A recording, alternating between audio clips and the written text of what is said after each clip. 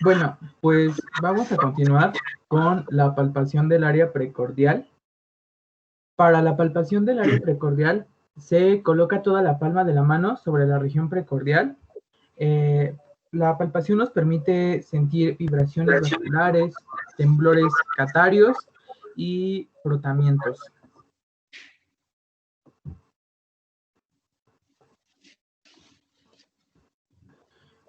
En la inspección del área precordial, pues se tienen que identificar deformaciones torácicas, se tienen que localizar se tiene que localizar y describir las características del ápex cardíaco, así como identificar latidos precordiales anormales.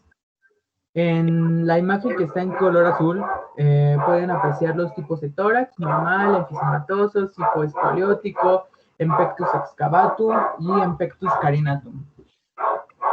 En el cuadro 5 pueden apreciar las cardiopatías que se acompañan de abombamiento precordial. Tenemos las congénitas y las adquiridas. Las congénitas son la comunicación interauricular, la comunicación interventricular, la CIA con estenosis pulmonar, la conexión anómala total de venas pulmonares, y las adquiridas, la insuficiencia tricuspidia reumática. En la inspección del área precordial se pueden determinar crecimiento de cavidades, dilatación del tronco de la arteria pulmonar y aneurismas. En el video que están apreciando se ve el choque de punta. Está ubicado en el quinto espacio precostal. Ahora yo. En el quinto espacio intercostal del lado izquierdo. Más adelante vamos a ver algunas maniobras en las que este choque se ve amplificado.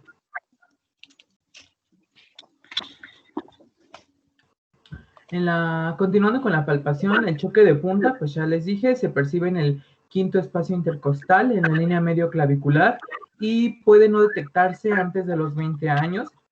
Deja de percibirse luego de los 40 años y es mejor palpado en esta maniobra, en esta posición, que se llama posición de Pachón.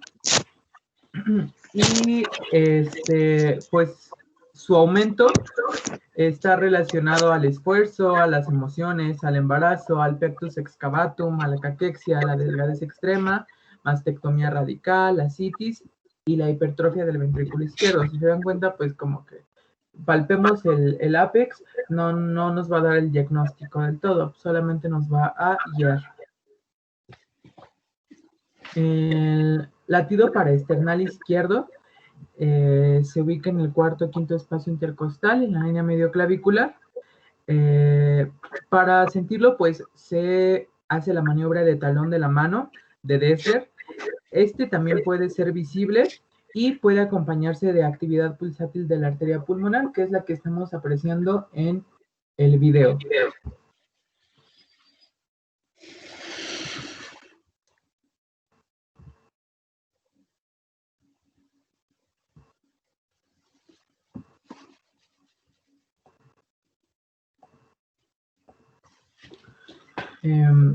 Continuando con la palpación, se pueden percibir prémitos, que son vibraciones de la pared torácica de mayor cantidad de ciclos por segundo que las que se originan por los ruidos cardíacos. Estas se describen como poner la mano sobre un gato ronroneando.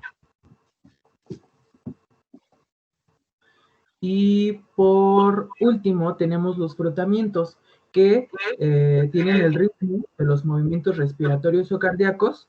Estos se deben al frotamiento de pleuras y del pericardio y sugieren pleuresia inferior de los pulmones o pericarditis.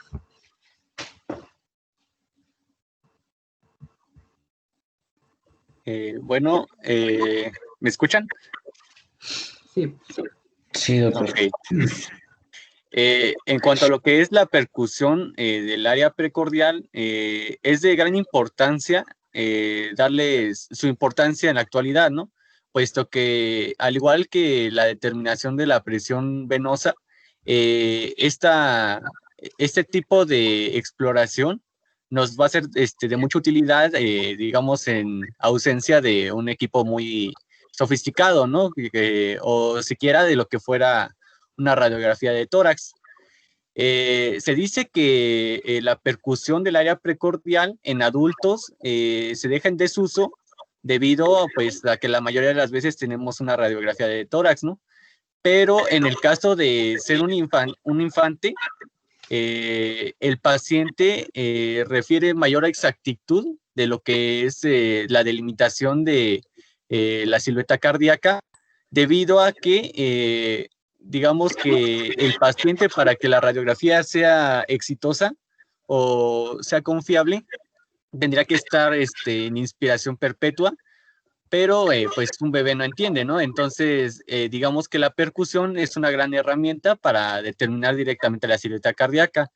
Además, se pueden delimitar ciertas patologías, háblese, por ejemplo, de aneurismas o crecimiento de cavidades.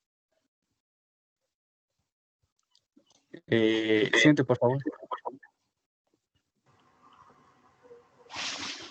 En cuanto a las líneas de referencia del tórax, pues solamente esto es un recordatorio. En rojo tenemos señalada la línea medioesternal, en rosa la esternal, en negro la paraesternal, en azul la medioclavicular y en anaranjado la mamaria.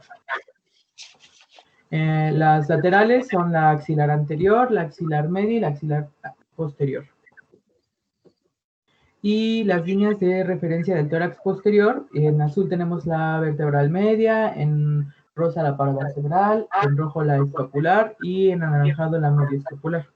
Estas pues van a ser de ayuda para ubicar los focos cardíacos, que ahorita se los voy a dar.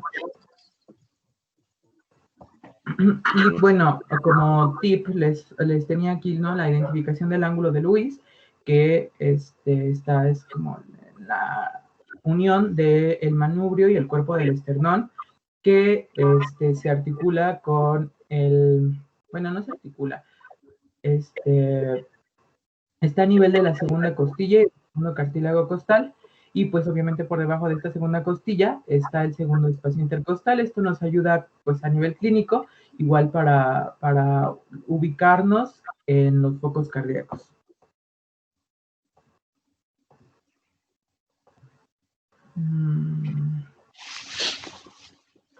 Y aquí están los focos cardíacos. 4 son los principales. En color morado podemos apreciar el foco mitral o apexiano, que corresponde al área homónima. En él se escuchan los ruidos de la válvula mitral, aunque ésta se encuentra alejada, si se dan cuenta. El ventrículo izquierdo se encuentra cercano a la pared costal y por esta cavidad pues se propaga el sonido, y este se ubica en el quinto espacio intercostal de la línea medio clavicular derecha. El foco tricuspídeo, que está señalado en color verde, corresponde a los sonidos de la válvula homónima que atraviesan el ventrículo derecho a la porción inferior del esternón. Este está ubicado en el quinto espacio intercostal, en la línea esternal derecha o izquierda. Esto de derecha o izquierda, bueno, así lo encontré. En algunos libros decía derecha y en otros libros decía izquierda, pero es más con fines de encontrar determinadas patologías, que más adelante les explico. Sería la base del apéndice hifoides. Ajá. Foco tricuspidio. Ok. El foco aórtico es la zona donde se proyectan los ruidos valvulares aórticos, y este está sobre el segundo espacio intercostal en la línea esternal derecha. Y el foco pulmonar, que está señalado con azul, está en el segundo espacio intercostal en la línea esternal izquierda, y sin él se perciben los ruidos de la válvula pulmonar. Y encontré otros 3 focos cardíacos, o no sé si pues, se pueden denominar así foco cardíaco. El foco aórtico accesorio. Bueno, ese sí estoy seguro que es un foco cardíaco. Ese está en el tercer espacio intercostal, en la línea external izquierda, y es la proyección ventricular del sonido que provoca la válvula aórtica, en especial pues los dependientes de la regurgitación valvular, y lo vemos señalado con el número 4. Con el número 6 tenemos el foco mesocárdico. que está ubicado en el tercer o cuarto espacio intercostal sobre la línea esternal izquierda y derecha. En este se recogen los fenómenos auscultatorios que dependen de las alteraciones del septum interventricular y ambos tractos de salida ventricular. Y con el número 7, que está en la parte posterior del tórax, encontramos el foco de la aorta descendente. En este se proyecta la porción de la aorta sobre la pared posterior del hemitórax izquierdo, desde la vértebra 3 a la 12. Y en este se ausculta la coartación de la aorta. También soplos de persistencia de conducto arterioso, es posible auscultarlos en ese foco o en insuficiencias aórticas severas. Muchas gracias. Pues, bueno, pasemos ya a la auscultación, que es como de las más importantes. Es el método exploratorio que otorga la mayor información en el examen físico cardiovascular. Sin embargo, no tenemos que pasar por alto los otros métodos exploratorios que ya revisamos, puesto que a lo mejor uno nos indica una cosa y el otro nos indica otra cosa, y pues ya en combinación nos pueden guiar más a la etiología de la enfermedad. Bueno, ahora ya que saben el lugar, ¿no?, del tórax en el que se debe de poner el estetoscopio para escuchar el corazón, pues debemos tener en claro que en cualquier foco que elijamos, todo se escuchará pues igual en un corazón normal. La calidad de los sonidos cambia según nuestra experiencia. Obviamente no va a ser lo mismo a lo que yo, que nunca he escuchado un corazón, a lo que un doctor ya experimentado ha escuchado. El corazón, pues tenemos que saber que va a tener 4 válvulas, que se dividen en 2 partes, bueno, en 2 grupos: las auriculoventriculares, que son la tricúspide y la mitral, que comunican aurículas y ventrículos, y las semilunares, que van a ser la pulmonar y la aórtica, que comunican con la arteria pulmonar y la aorta respectivamente. Pasemos a explicar el primer sonido. Primero vamos a escuchar los sonidos y después vamos a hacer la relación que estos tienen con el diagrama de Biggers, que es el que junta el, ¿cómo se llama?, fonograma, el electrocardiograma y las curvas de presión. ¿Vale? Me interesa primero que escuchen cómo se escuchan estos, valga la redundancia, cómo se escuchan los sonidos. Este es el S1. Le voy a dar play.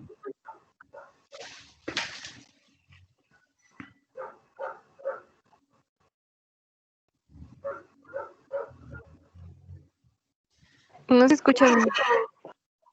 A ver. Espérenme tantito.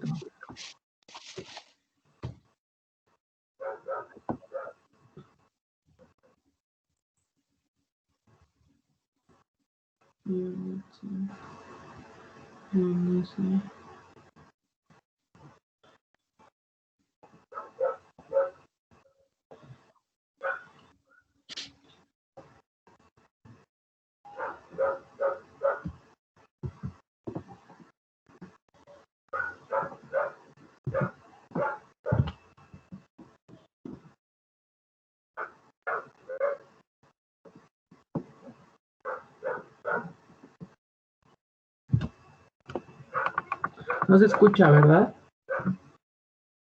No se escucha. No se escucha. No. ¿No tienes otro dispositivo así como para como que se escuchen? ¿Tú sí lo escuchas? No, escucho que tienen sus micrófonos prendidos, pero no escucho como tal el video. Bueno, pues me hubiera encantado dárselos, o sea, que lo escucharan. Por favor, chequen las diapositivas y pues ya nada más le dan play al video. Pero pues voy a describirles aún así el sonido de S1. En los libros lo encontramos como un loop-dub. Loop-dub. El primer sonido pues corresponde al loop y se relaciona con el cierre de las válvulas auriculoventriculares, que son la tricúspide y la mitral. Esto ocurre al comienzo de la sístole y obviamente el cierre de las válvulas es para evitar que la sangre no se regrese a las cavidades de donde ya provino. Y las válvulas abiertas estén comunicando los ventrículos con los grandes vasos. Este es un sonido único, tiene otro ligeramente bajo, tiene una duración de 0.4 segundos y se escucha bien en el foco mitral, aunque es más intenso en el tricuspidio. El segundo ruido corresponde al DUF que nos dicen los libros y se asocia al cierre de las válvulas semilunares, aórtica y pulmonar al final de la sístole. Aquí es cuando toda la sangre en los ventrículos terminó de salir y se vuelve a llenar para iniciar un nuevo ciclo. Este es más breve y más agudo, tiene un tono ligeramente más alto, dura 0.11 segundos y se ausculta al igual que el S1 en el foco mitral. Hay algo que se llama desdoblamiento fisiológico del segundo ruido, que puede escucharse en adultos jóvenes al final de la inspiración. Este igual se ausculta en el foco mitral y ocurre porque en la aspiración aumenta el retorno venoso, aumenta el volumen de las cavidades derechas y pues al mismo tiempo aumenta la capacidad vascular pulmonar y se acumula más sangre en su lecho, disminuyendo la cantidad de sangre que va a entrar al corazón izquierdo. El ventrículo izquierdo se vacía más rápido que el ventrículo derecho, por eso hay un retraso en el cierre de la válvula pulmonar y se cierra primero la aórtica con un intervalo de 0.4 a 0.06 y como aquí está la imagencita, pues lástima no lo pueden escuchar, pero pues se desdobla, o sea, se separa el S2. Aquí de todas formas les dejo una tabla a manera de resumen de los ruidos cardíacos. El S3 y el S4 se consideran patológicos, pero también pueden ser fisiológicos. El S3 es habitual en niños, es frecuente en adolescentes y raro en personas mayores de 40 años. También es frecuente auscultarlo en el tercer trimestre del embarazo. Este sigue después de S2, es protodiastólico cardíaco y coincide con la apertura de las válvulas auriculoventriculares. Este puede escucharse cuando hay un proceso de remodelamiento cardíaco o sobrecarga de las cavidades ventriculares. Es de bajo tono e intensidad y se ausculta bien en el foco mitral en pacientes en decúbito lateral izquierdo y con la campana. Como es de bajo tono, pues por eso se ausculta con la campana del estetoscopio. También se puede auscultar en el foco tricuspidio, con los pacientes en decúbito supino e inspirando.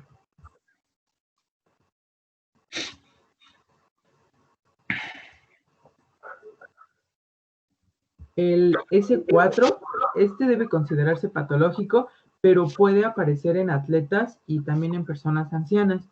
Ocurre en la fase telediastólica y es provocado por la distensión brusca y la vibración de los ventrículos al momento de la contracción auricular. Aquí, como está en el esquema, ocurre antes del S1, es de baja frecuencia, tiene características acústicas parecidas al S1, se ausculta igual que S3 y aparece en hipertensión arterial sistólica, infarto, miocardiopatía hipertrófica, estenosis aórtica, hipertensión pulmonar y estenosis de la pulmonar.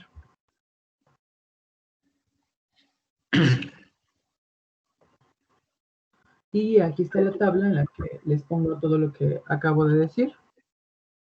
Ahora sí, vamos a relacionarlo con el ciclo cardíaco. Pues la neta, a mí me costó un buen trabajo entender esto cuando iba en primer semestre. Para acabarla me tocó cardio y fue de las primeras cosas que me causó un dolor de cabeza porque no le entendía, pero ahorita que lo estudié ya le entendí.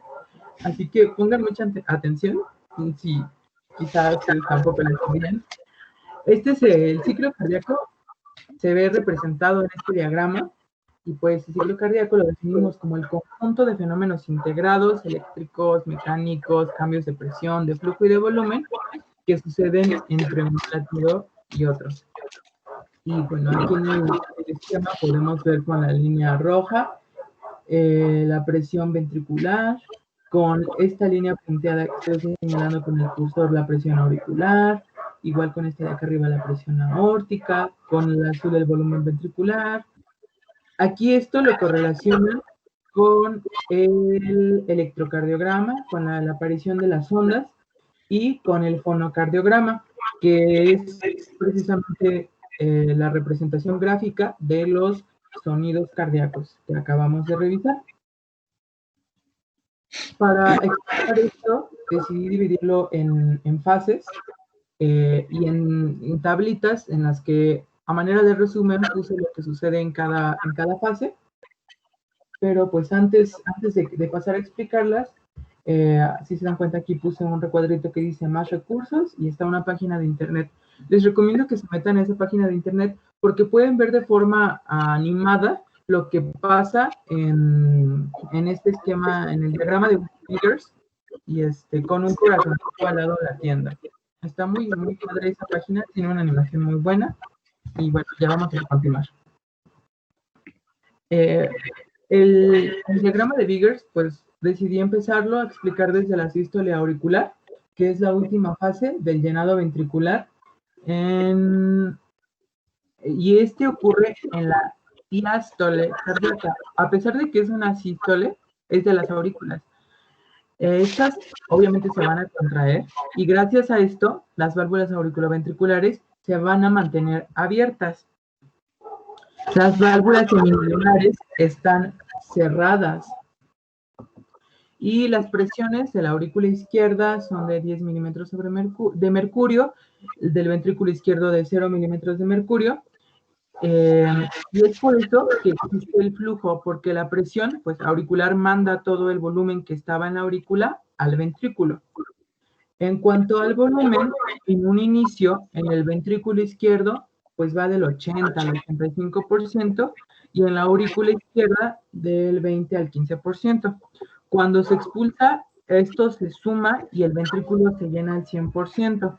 A esto se le conoce como volumen telediastólico, que es igual a 120 mililitros. Las sería la contracción isovolumétrica, y como su nombre lo dice, en ella el volumen se mantiene igual. Los ventrículos comienzan a cerrar sus fibras y aumenta la presión intraventricular, y las aurículas se encuentran relajadas. Las presiones en a ver, ¿qué estoy haciendo? Vas bien. En las válvulas auriculoventriculares están cerradas. En este momento, o sea, en el momento en el que se cierran, se produce el sonido 1. Y bueno, las válvulas aórtica y pulmonar también permanecen cerradas. La presión intraventricular pasa de 0 a 80 milímetros de mercurio. Esto va a aumentar la presión en la pared. La presión en la aurícula izquierda, pues en esta fase, es de 2 milímetros de mercurio, y el volumen del ventrículo izquierdo, pues es de 120 mililitros. Está listo, pues, para la fase de eyección, que es la siguiente.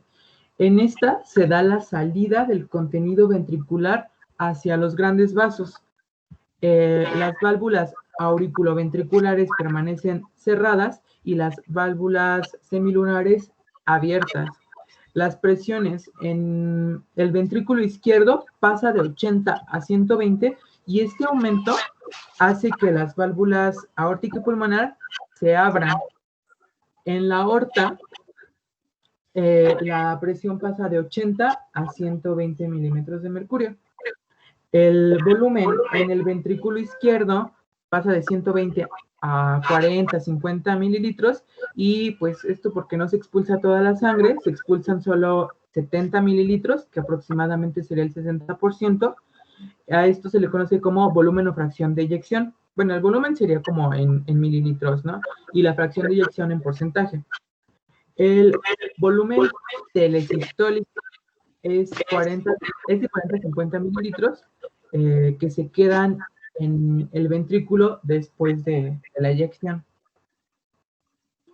La relajación isovolumétrica En esta, pues, el volumen telesistólico, que ya dijimos anteriormente, de 40 a 50 mililitros, se mantiene.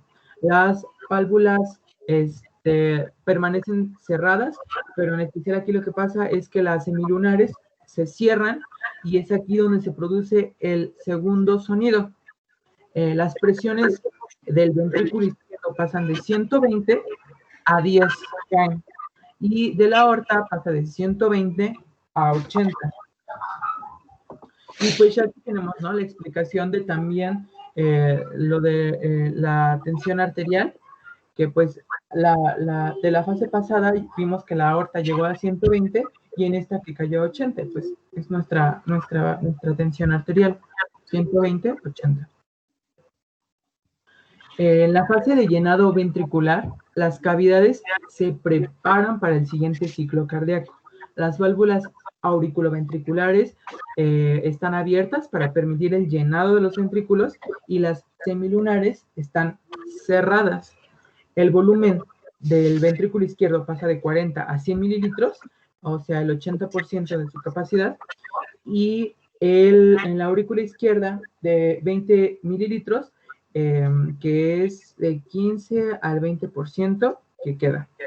Y en la presión, en la aurícula izquierda es de 10 milímetros de mercurio y en el ventrículo izquierdo de 8 a 0 milímetros de mercurio. Y pues bueno, entonces, ¿cómo quedamos? La sístole, pues forman parte de la contracción isovolumétrica y el periodo de eyección. Y en la diástole, la relajación isovolumétrica, el llenado ventricular y la sístole auricular. Y pues bueno, ahí igual les adjunté una liga para que revisen. Es un canal muy bueno de un señor que hace dibujos y te va explicando todo lo que yo te acabo de explicar con diagramitas y dibujitos muy padres. Muy bien, vamos a regresar al esquema de Vickers. Ok. Muy bien, doctor. Nada más vamos a afinar algunos detalles. Bien. El diagrama de hasta abajo es el fonocardiograma, es la representación de los ruidos, del sonido. La segunda línea es el electrocardiograma. Observen cómo la primera onda que se observa en el electrocardiograma es la onda P y es la contracción de las aurículas. Después termina la onda P y hay un pequeño segmento, se llama segmento PR, que va del final de la onda P al inicio del QRS. No hay que confundirlo con el intervalo PR, que va del inicio de la onda P al inicio del QRS, perdón. Después viene la contracción de los ventrículos, que se expresa eléctricamente como el complejo QRS. Y termina al final del punto J, ahí donde está marcando el doctor, para dar inicio al segmento ST. El segmento ST va del inicio del punto J al inicio de la onda T. Y por último tenemos a la onda T. La tercera línea es la curva de volumen ventricular. Y la línea que se encuentra en rojo es la curva de presión aórtica. La línea discontinua es la curva de presión auricular. Ahora, decía el doctor, vamos a dividirlo en dos grandes bloques, sístole y diástole. Vamos a iniciar con la contracción auricular, que es un fenómeno telediastólico. Ocurre al final o último tercio de la diástole. Existe la contracción auricular. Entonces, la presión auricular que se encuentra elevada reduce su presión y su volumen porque se contrae la aurícula y terminan de llenarse los ventrículos. En este periodo, el llenado corresponde aproximadamente al 20-25% del gasto cardíaco, la contribución auricular. Después viene la contracción de los ventrículos y es donde inicia la contracción isovolumétrica. La contracción isovolumétrica, en esta fase, las 4 válvulas, tanto aurículo-ventriculares como semilunares, aórtica y pulmonar, están cerradas. Entonces, al inicio de la contracción isovolumétrica, la presión en el ventrículo aumenta rápidamente y sella las válvulas auriculoventriculares. Esto lo hace gracias a un gradiente de presión. Como las aurículas se acaban de vaciar, tienen una presión muy baja, 2 o 3 milímetros de mercurio.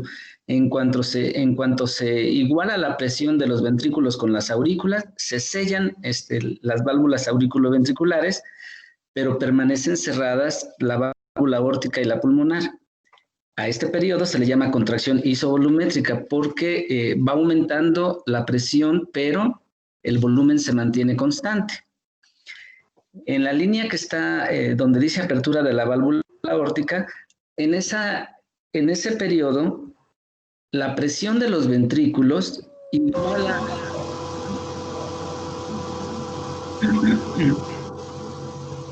Quitamos ese sonido. Listo. Igual a la presión de la aorta y entonces se abre la válvula aórtica, se abre la válvula pulmonar y es la fase de eyección. Ahí todavía aumenta la presión, la curva de presión aórtica a 120, 130 milímetros de mercurio.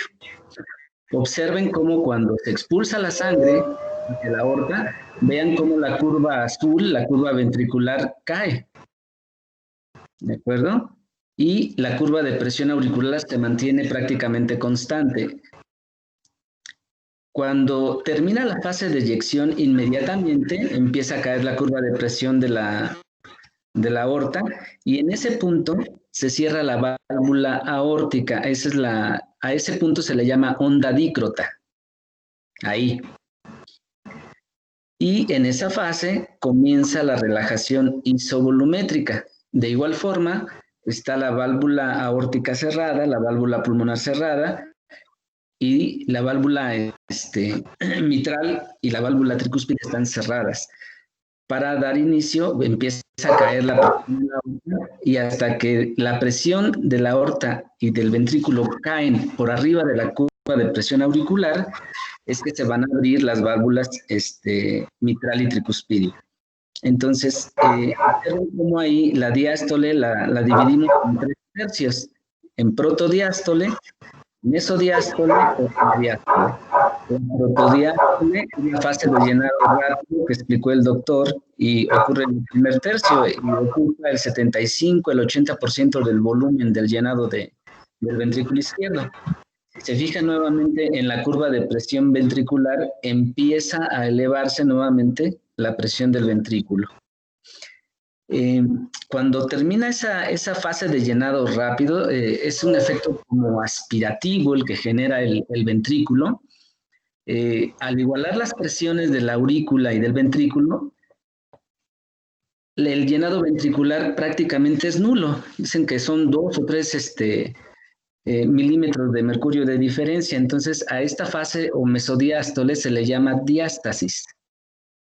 Y ocurre, es el segundo tercio de la diástole. Pero todavía tenemos un remanente en la aurícula. Entonces, necesitamos de la contribución auricular, de la contracción auricular, para que termine de llenarse los ventrículos. Pero esto ya lo hace prácticamente con una equidad en las presiones tanto de la aurícula como del ventrículo. Por eso tiene que contraerse enérgicamente la aurícula para poder terminar de llenar el ventrículo. Un tercio de la diástole o telediástole. Ahora, observen los ruidos cardíacos, como el primer ruido cardíaco inicia justo donde inicia la contracción isovolumétrica. ¿De acuerdo? Ese es el primer ruido cardíaco. El segundo ruido cardíaco va a ocurrir en la relajación isovolumétrica cuando se cierra la válvula sigmoidea, que es la aórtica o la pulmonar. Y el tercer ruido cardíaco, como dijo bien el doctor, casi no es audible, pero en condiciones en las que aumenta este llenado rápido, se puede auscultar, principalmente el tercer ruido o S3, que se presenta en los casos de falla cardíaca. Entonces, primer ruido, cierre de válvulas auriculoventriculares en protosístole. Segundo ruido,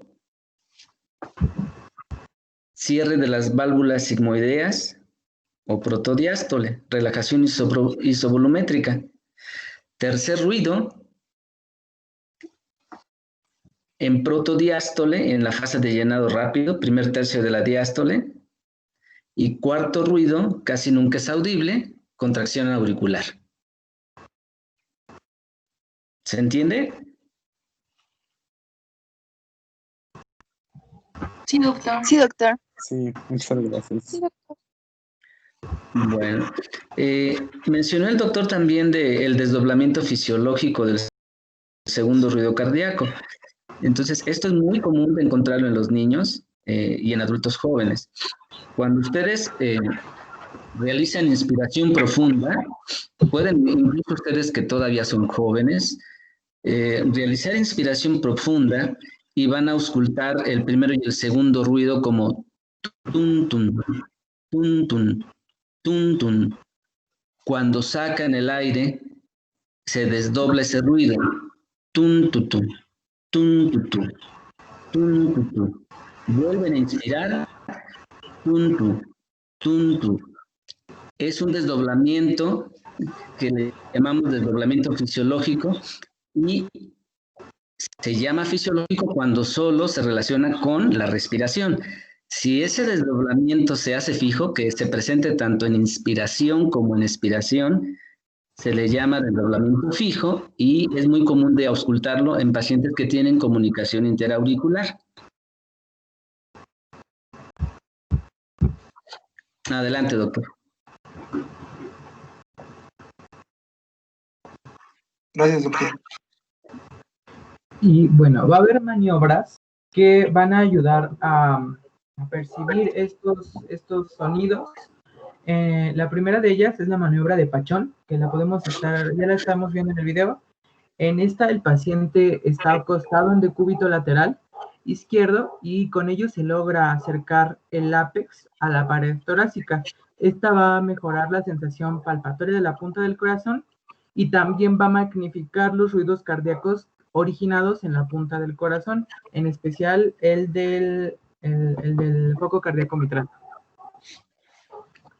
Esta es la maniobra de Rivero Carballo y se ausculta al paciente mientras éste hace una inspiración profunda.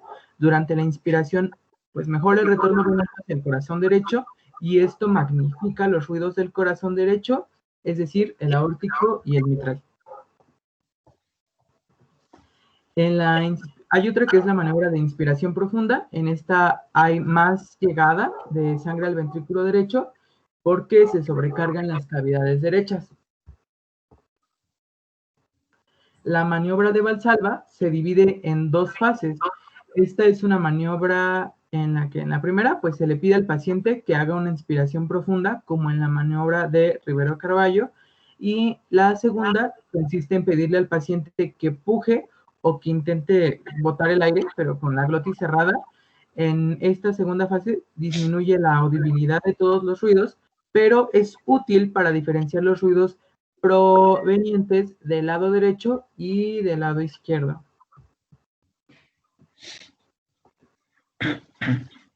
Esta es la elevación pasiva de la extremidad inferior, que pues ayuda a incrementar los soplos pulmonares.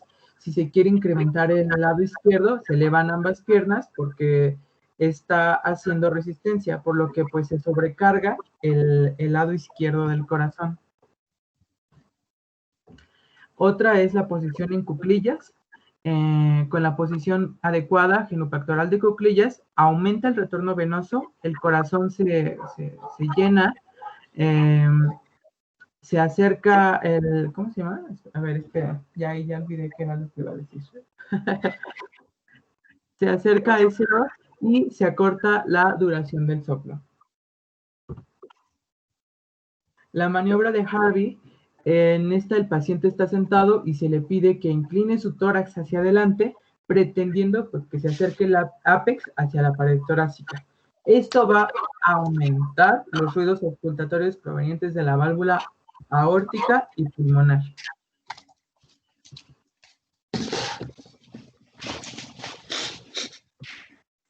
y la maniobra de Azoulay se le pide al paciente que se acueste en decúbito dorsal y que eleve sus miembros superiores e inferiores. Esto va a mejorar el retorno venoso y va a aumentar el gasto cardíaco y por consiguiente pues magnifica los ruidos del corazón izquierdo.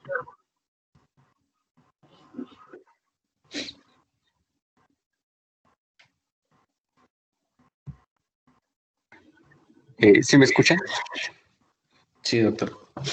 Ok, bueno, ya para terminar nuestra exposición vamos a hablar un poquito de lo que son los soplos cardíacos. ¿Qué es un soplo? Un soplo, en pocas palabras, podría ser lo que es la expresión audible del flujo turbulento. Sabemos que en los vasos, digamos que el fluido, los cuerpos formes van al centro y los líquidos van a las orillas. Esto con el fin de evitar, por ejemplo, agregación plaquetaria y también evitar que de los eritrocitos y cuerpos formes, ¿no? Esto tiene mucho que ver con la física, pero pues no podemos hablar mucho de eso ahorita. El flujo turbulento se produce cuando hay una interrupción, digamos, de lo que es ya sea por una, digamos, un cruce o por una obstrucción directa, ya sea una estenosis por un ateroma o un trombo. Siguiente, por favor.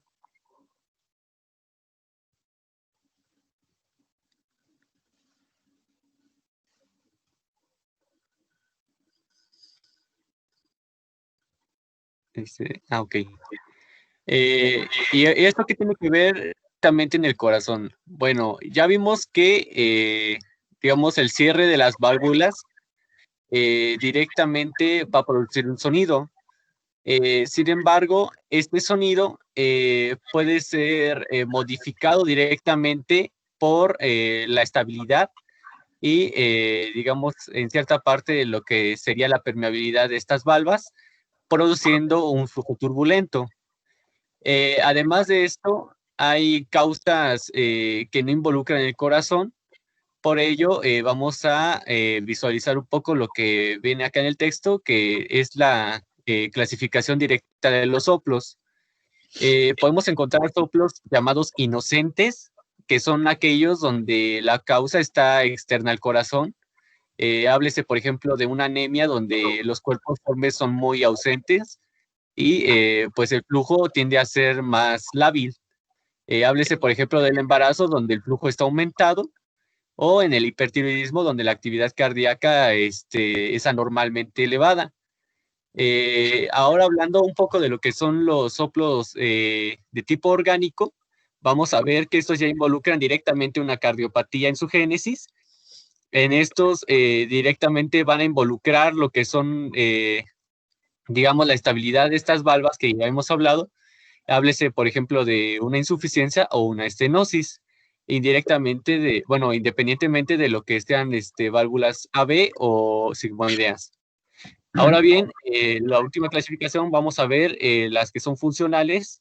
Estas, digamos que podría ser una causa similar a lo que son las orgánicas, sin embargo, estas se deben más que nada a lo que son dilataciones de cavidades o aumento de las presiones de las mismas, que traen como consecuencia, digamos, en el caso de la válvula tricuspidia, que la cavidad esté crecida, pues se dilata y tienden a ser insuficientes estas valvas, ya no cubren el área que deberían de cubrir por la dilatación de la cavidad.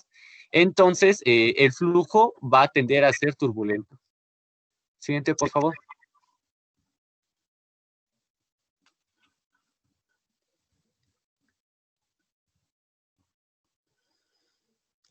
Ahora bien, los soplos vamos a dividirlos en lo que son sistólicos y diastólicos. Perdón. En el caso de lo que son los sistólicos, hay de dos tipos, regurgitantes y expulsivos. Esto muy relacionado al ciclo cardíaco. Hablando ahora de lo que son los expulsivos, pues vamos a ver que estos aparecen directamente en lo que son la fase expulsiva, vaya la redundancia, en la que existe una cierta obstrucción del paso del fluido a través de las cavidades. Háblese, por ejemplo, de una estenosis céfalo. Y bueno, aquí agregamos un poquito de dónde podemos auscultar estas patologías.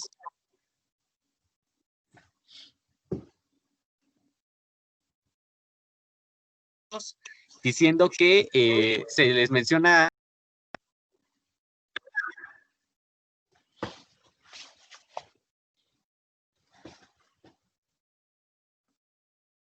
que disminuye. Cuando el soplo es increscendo o decrescendo, que tenga las dos fases, también se le llama romboidal o en.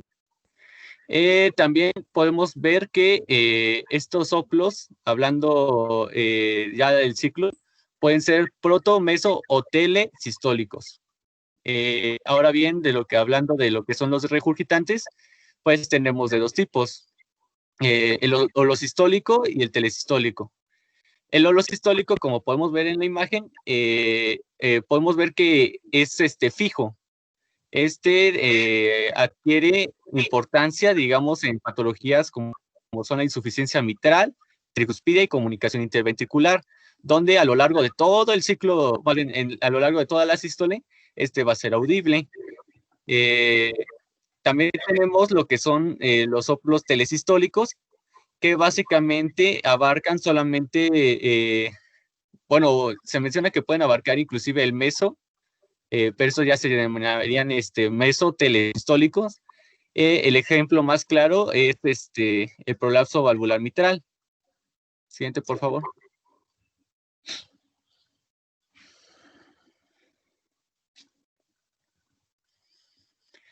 Ahora hablando de lo que son los soplos diastólicos, vamos a ver, como ya había mencionado hace un momento el doctor, pueden ser protodiastólicos, mesodiastólicos y telediastólicos. En este caso, observemos en el caso de los protodiastólicos, que su intensidad máxima es al inicio de la diástole. Esto se traduciría como un soplo decrescendo y ciertas patologías que pueden presentarlo de la insuficiencia aórtica y la pulmonar. En los mesodiastólicos, se caracteriza algo importante aquí. A pesar de que es un soplo increscendo, decrescendo, o en diamante o romboidal, a diferencia del sistólico, tiende a ser un poco más agudo, por decirlo así, o sea, el sonido es más leve. Y puede existir una combinación entre lo que es más bien un telesistólico y un más bien un telediastólico y un mesodiastólico, adquiriendo una forma romboidal inicial, pero que se combina con una forma en decrescendo. Bueno, en ejemplos de lo que es el mesodiastólico, podemos encontrar la estenosis mitral, el soplo de Austin Flint, el soplo de Carly Combs, el de hiperflujo de válvula tricuspidia, y bueno, finalmente lo que es los telediastólicos, es lo que ya les platicaba.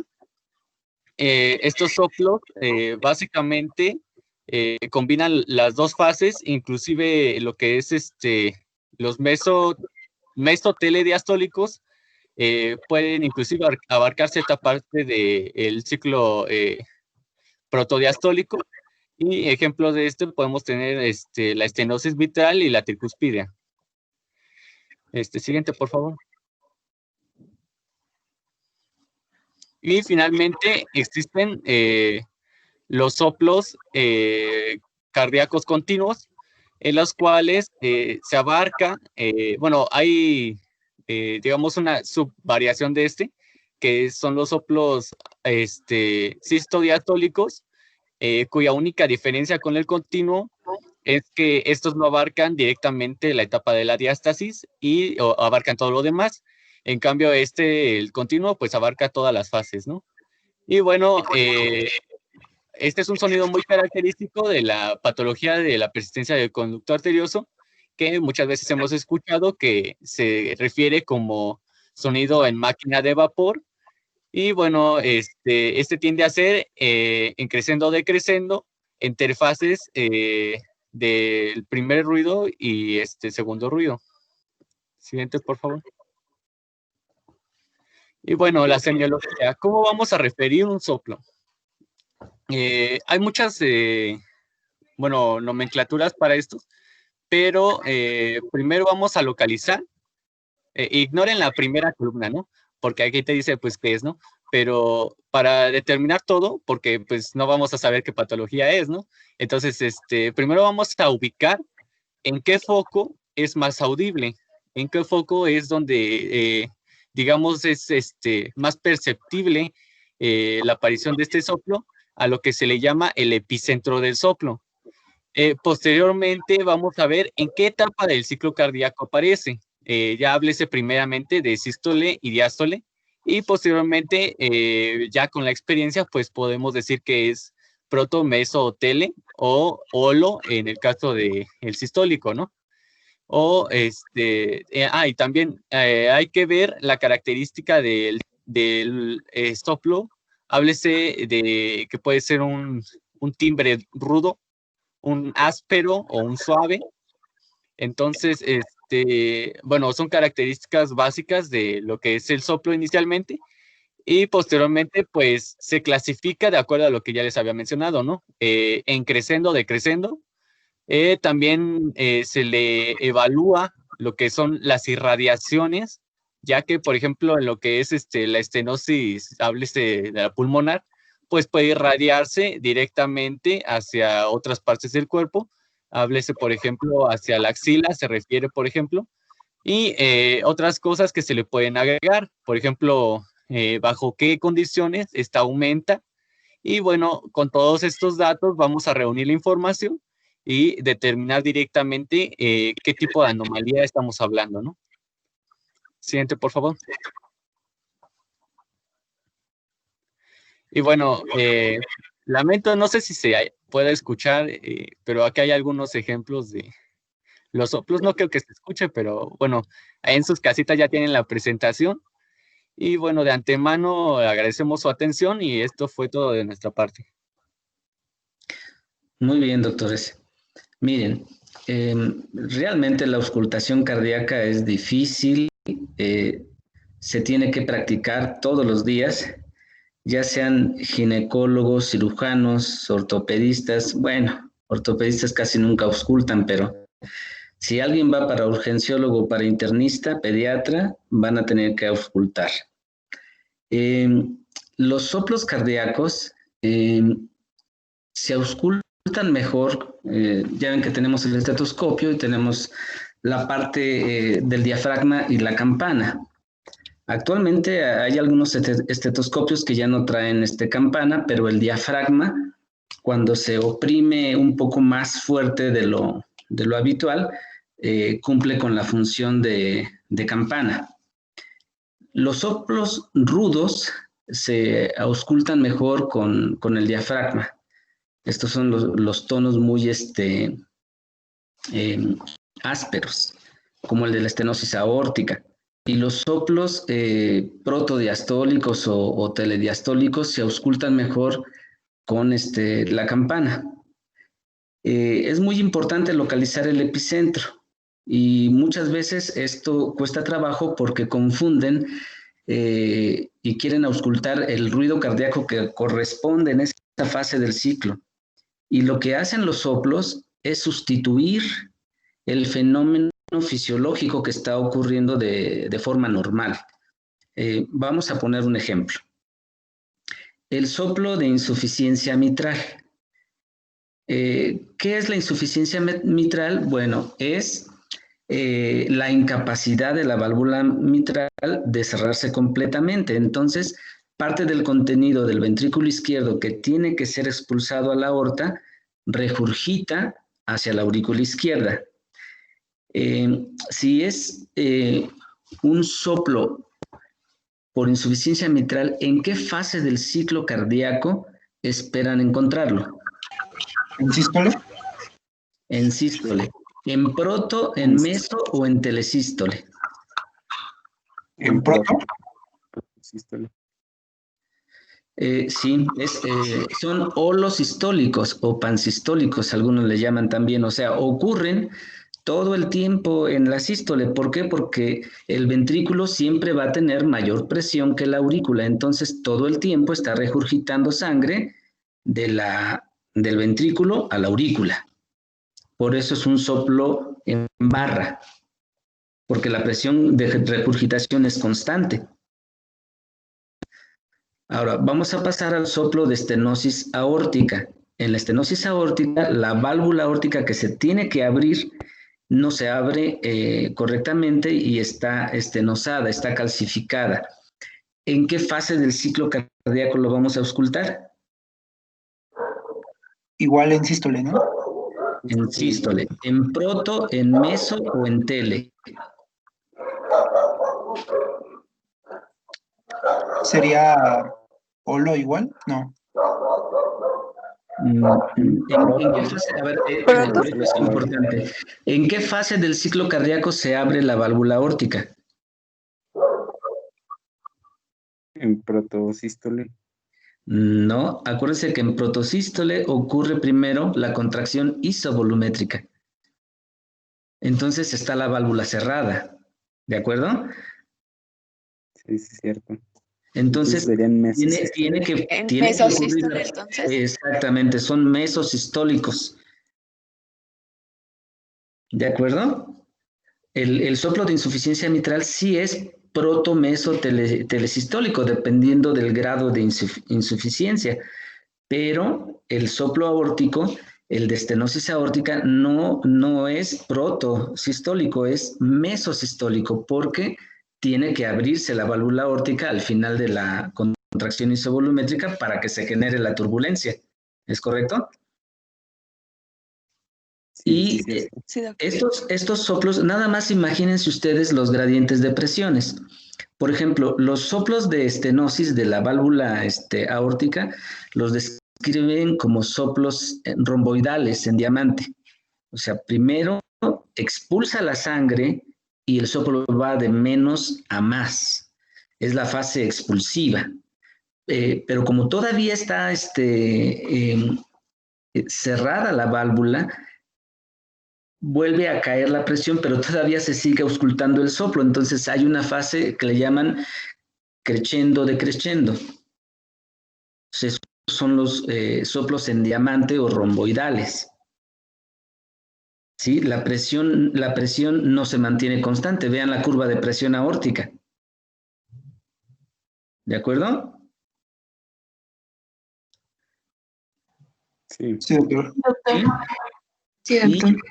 este sería el soplo de estenosis aórtica. La irradiación de los soplos es muy importante. Por ejemplo, el soplo de estenosis aórtica el epicentro está en el foco aórtico, la irradiación habitual es hacia los vasos del cuello, hueco supraesternal y vasos del cuello.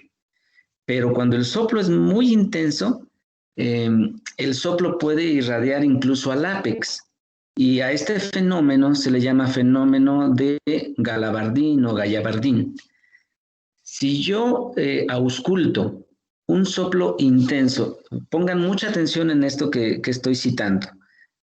Si yo ausculto un soplo que tiene el epicentro en el foco aórtico y sopla grado 4 de 6, irradia a los vasos del cuello, pero también irradia al ápex del ventrículo izquierdo.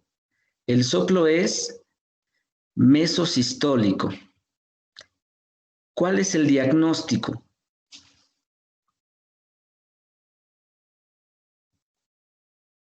Soplo mesosistólico irradiado a vasos del cuello e irradiado a ápex del ventrículo izquierdo, a la punta.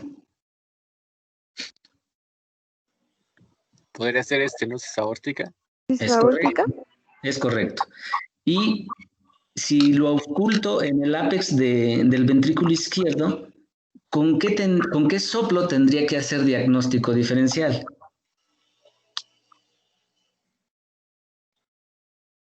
¿Con qué otra lesión valvular? ¿Insuficiencia mitral? Insuficiencia mitral. aquí la característica que lo distingue de la estenosis aórtica es que yo estoy auscultando la irradiación del soplo hacia los vasos del cuello. Cuando ausculto el ápex y también ausculto el soplo sistólico, puedo confundirme con un soplo de insuficiencia mitral. Lo que tengo que hacer a continuación es auscultar en la axila, porque los soplos de insuficiencia mitral se irradian a la axila. Si mi soplo no se irradia a la axila, entonces es un soplo de estenosis aórtica con fenómeno de Galabardín. ¿Es correcto? Sí, Sí, doctor, doctor. muchas gracias. ¿Se entiende o hay dudas? No, sí, muy claro. Sí se entiende. Bueno, Gracias. los soplos de estenosis pulmonar se irradian al segundo espacio intercostal del lado izquierdo, en el foco pulmonar. Los soplos de insuficiencia tricuspidia se irradian hacia mesocardio. El soplo de insuficiencia aórtica puede irradiarse a la espalda y habitualmente lo auscultamos en el foco accesorio aórtico. El soplo de insuficiencia aórtica, ¿en qué fase del ciclo cardíaco lo auscultaríamos? Vean ahí su esquema. Insuficiencia aórtica. Pues estaríamos hablando que no se puede cerrar la válvula. Así es. ¿En diástole? Ajá, en diástole. ¿Y en qué fase? ¿En proto, en meso o en telediástole? Durante toda. Sí, inicia desde la protodiástole, desde la relajación isovolumétrica. No se cierra correctamente la válvula y se genera el soplo. ¿De acuerdo? Sí, doctor. Sí. Sí. Bueno, es un tema demasiado extenso. Yo creo que así como lo revisaron los doctores, cada uno de ustedes tiene que revisarlo de la misma forma. Se van a generar muchas dudas, pero en cualquier momento podemos resolverlas. Creo que es importante cuando ustedes desarrollan su historia clínica, hacer una historia clínica completa. No solamente dirigir el interrogatorio, como lo hacemos muchos de los médicos, hacia el tema que nos ocupa. Por ejemplo, si es un paciente con factores de riesgo cardiovascular, diabetes, hipertensión, tabaquismo, y el paciente llega con dolor precordial, voy a tratar de investigar causas de aterosclerosis coronaria y mi diagnóstico va a ser descartar angina de pecho o un síndrome coronario agudo. Pero en muchos casos, también los antecedentes familiares son importantes. Por ejemplo, llega un paciente masculino de 20 años de edad. Es atleta de alto rendimiento y durante su actividad física presentó un síncope maligno, una muerte súbita abortada. Cuando lo revisan, no se auscultan soplos, le toman un electro y está normal, y entonces lo interrogan. ¿Qué antecedentes más importantes? Fíjense bien, es un joven de 20 años. ¿Qué antecedentes heredofamiliares o personales patológicos les interesaría preguntar? Síncope. Hipercolesterolemia familiar. Bueno, sí. Otro, más importante. Fíjense bien, es muerte súbita abortada. O sea, tuvo un síncope maligno.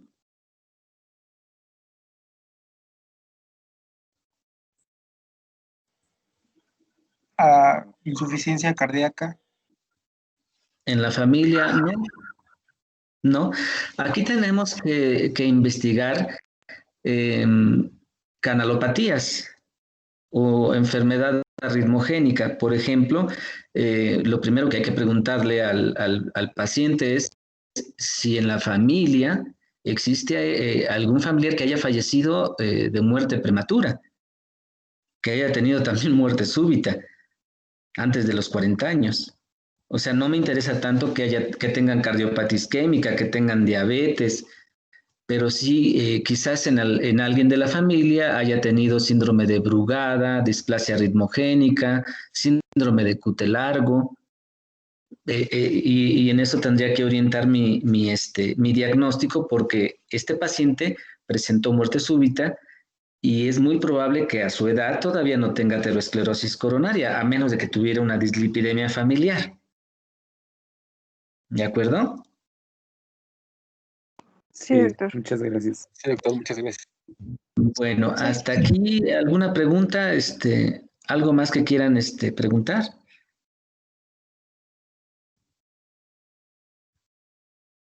¿Nada? No, todo bien.